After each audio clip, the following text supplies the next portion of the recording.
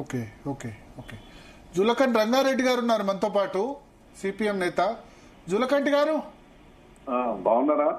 బాగున్నాను జులకంటి గారు. సో ఏంది గత కొద్ది కాలంగా మావోయిస్టుల విషయంలో జరుగుతున్న పరిణామాల మీద సిపిఎం స్టాండ్ ఏంటి? ఇప్పుడు మన బూటకపు ఎన్కౌంటర్లని సిపిఎం పార్టీ మొదటి నుంచి ఖండిస్తుంది. అట్లాగనే వ్యక్తిగత హింసావాదాన్ని కూడా తీవ్రంగా ఖండించడం అనేది జరుగుతుంది, వ్యతిరేకిస్తుంది. ఎందుకంటే ఇప్పుడు మావోయిస్టులు వాళ్ళు ఎంచుకున్నటువంటి మార్గం ఏంటంటే తుపాకీ గొట్టం ద్వారానే ఈ ఆయుధాలు పట్టుకొని మనం ఏదో సాధిస్తామని చెప్పేసి వాళ్ళు ఆ మార్గంలో పోయారు. అదే 1968లో వాళ్ళు సిపిఎం పార్టీ నుంచి అప్పుడు ఏంటంటే ఎంఎల్ పార్టీగా వెళ్ళిపోవడం. సిపిఎం నుంచి ఎన్ని చీలికలు అయిపోయినాయి? సిపిఎం, సిపిఐ, ఎంఎల్, 64 డెమోక్రసీ, చంద్రపుల్లారావు వర్గం, జనశక్తి, కమ్యూనిస్టుల్లో ఇన్ని చీలికలు ఎందుకు? 64లో సిపిఐ సిపిఎం విడిపోతే 67 ఎంఎల్ పార్టీ, తర్వాత ఎంఎల్ పార్టీలో ఇక చీలికలు పేలికలుగా ఎవరికి వాళ్ళు గ్రూపులు ఏర్పడి అనేక మార్గాల్లో పోయారనుకోండి.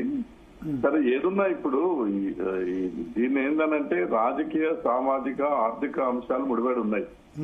వాళ్ళు ఆ మార్గంలో ఇంతకాలము వాళ్ళు ఉద్యమం వాళ్ళ పద్ధతిలో ఉద్యమాలు నడిపిస్తుందన్న ఆయుధాలు పట్టుకొని ప్రజల యొక్క మద్దతు ఉండటం వల్లనే కదా వాళ్ళు ఎక్కడైతే ఆ ఉద్యమాలు నడిపిస్తున్నారో ప్రజల మద్దతు ఉండటం. ప్రజల మద్దతు ఎందుకు ఉంది అంటే వాళ్లకు ఎదురైతున్నటువంటి సమస్యలు ఆ ప్రాంతాల్లో వాళ్లకు రక్షణగా ఉండి ఆ భూములు కాపాడే విషయంలో గాని, లేకపోతే కూలీ రేట్లు కానివ్వండి, లేకపోతే ఏదన్నా కానివ్వండి, ఆర్థిక, సామాజిక, రాజకీయ అంశాలు కూడా ముడిపడి ఉన్నాయి కాబట్టి వాళ్ళకు ఒక రక్షణగా వీళ్ళు ఉంటూ తర్వాత కొన్ని కార్యక్రమాలు ఇవన్నీ కూడా సాగిస్తా ఉన్నారు.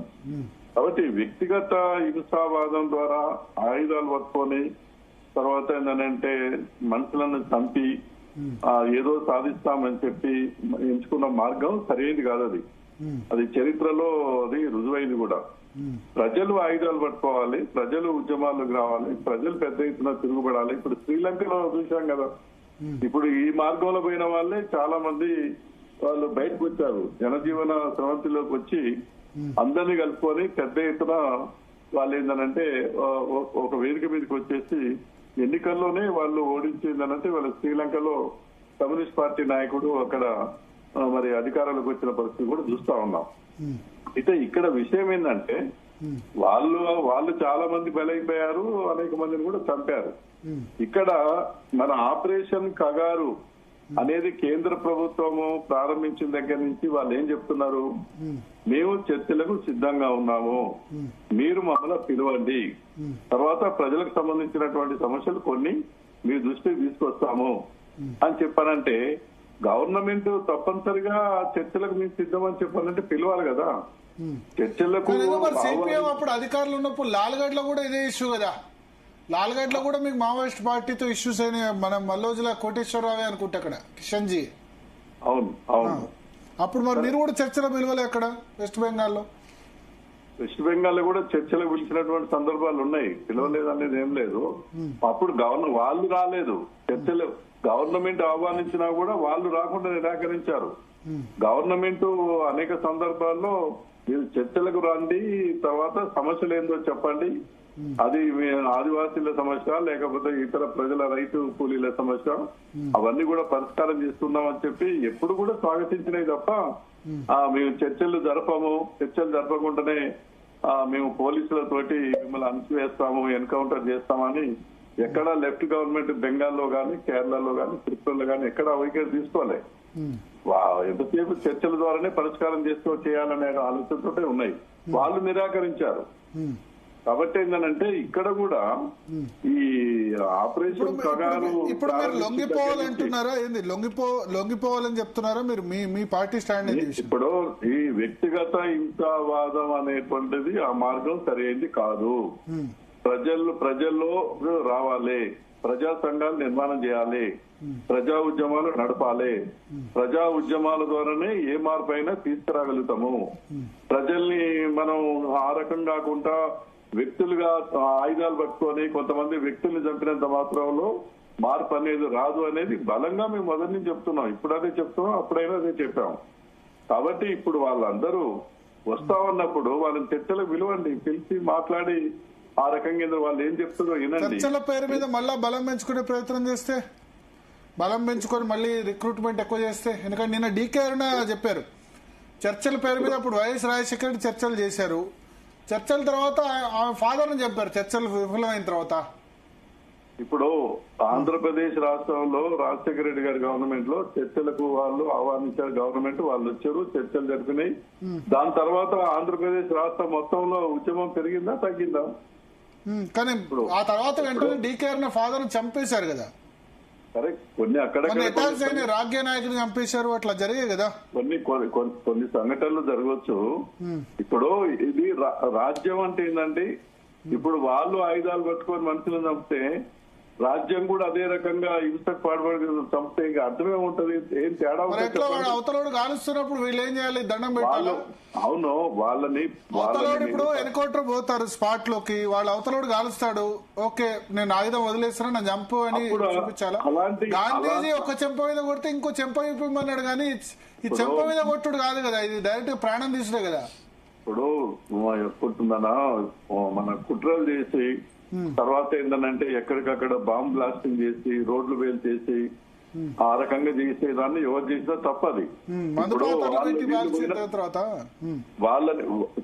వాళ్ళని అరెస్ట్ చేయడానికి పోయినప్పుడు ఎదురుదారి చేస్తే ఆ రకంగా జరిగితే దాన్ని తప్పుపట్టారు.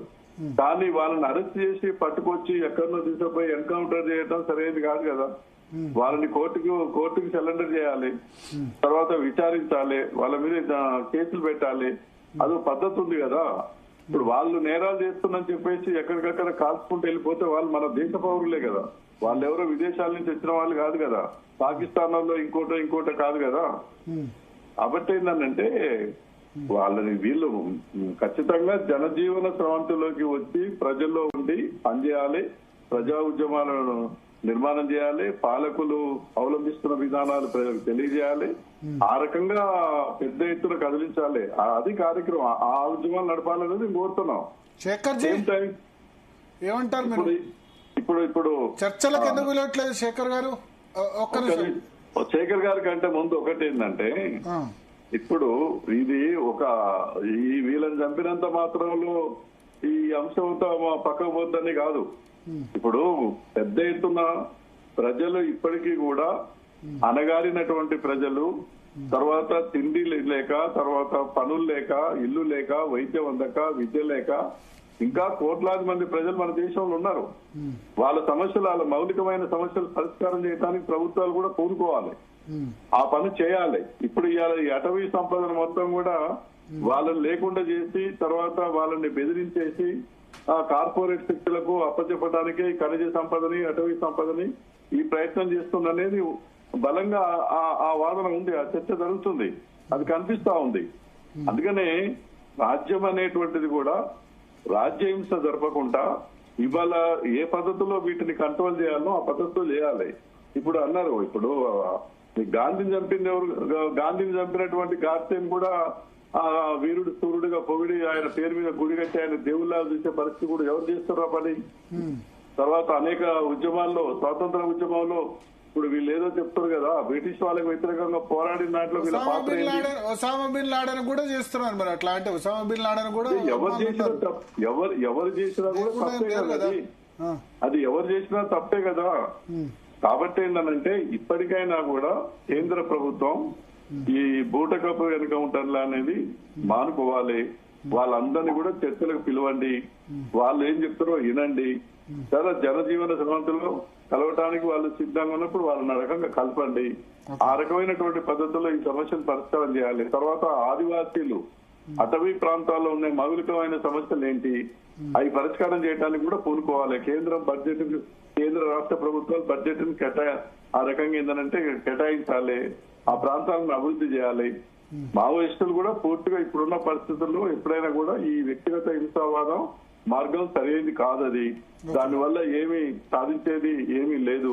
కొద్దిమంది లొంగిపోయిన వాళ్ళని ట్రోల్ చేస్తున్నారు. ఇప్పుడు మల్లోజుల వేణుగోపాల్ని వాళ్ళని లొంగిపోవడం తప్పు, ఇట్లా లొంగిపోతారా ఫడ్నవీస్ ముందు తల వంచారు, ఇట్లా సోషల్ మీడియాలో పెడుతున్నారు. దాన్ని ఏమంటారు మీరు? ఇప్పుడు వాళ్ళు ఉన్న పరిస్థితుల్లో వాళ్ళు ఈ పరిస్థితిని అర్థం చేసుకొని లొంగిపోయేటువంటి కార్యక్రమం వాళ్ళు తీసుకున్నారు. లొంగిపోయి తర్వాత వాళ్ళు బయటకు వచ్చి కూడా ప్రజా ఉద్యమాలు పాల్గొనాలి. ఇప్పుడు శ్రీలంకలో ఏం పని చేశారో అదే పని ఇక్కడ చేయాలి. లొంగిపోయి ఏంటంటే ఇలా పోలీసులకు ఇన్ఫార్మర్స్ కనో లేకపోతే ఏంటంటే వాళ్ళ సొంత కార్యక్రమాలు స్వార్థం కొరకు వాళ్ళ సుఖాల కొరకు పనిచేస్తే ఏం ఉపయోగం? అది కాదు. లొంగిపోయినా మీరు ప్రజల్లోకి రండి, ప్రజల్ని కదిలించండి, ప్రజా ఉద్యమాలు నడపండి, ప్రజాస్వామ్య పద్ధతుల్లో ప్రజా సంఘాల నిర్మాణం చేయండి. దాన్ని అందరూ అర్థిస్తారు. లొంగిపోయి కేవలం వాళ్ళ సుఖం, వాళ్ళ స్వార్థం, వాళ్ళు గవర్నమెంట్ ఇచ్చేటువంటి సదుపాయాలన్నీ పొంది ఇక జనాన్ని మర్చిపోయి వాళ్ళే సుఖంగా బతికేటువంటి పరిస్థితి ఉంటే దాన్ని ఖచ్చితంగా ఏంటంటే అది స్వార్థమే అంటారు. అది దాన్ని అందరూ కూడా వ్యతిరేకిస్తారు. Okay okay Shekhar ji sir ఏమంటారు ఇప్పుడు?